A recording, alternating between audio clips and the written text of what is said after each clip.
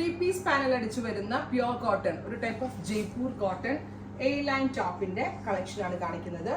Budget റേഞ്ചിലാണ് നമ്മൾ ഈ കൈൻഡ് ഓഫ് ടോപ്പ് അവൈലബിൾ ആക്കുന്നത്.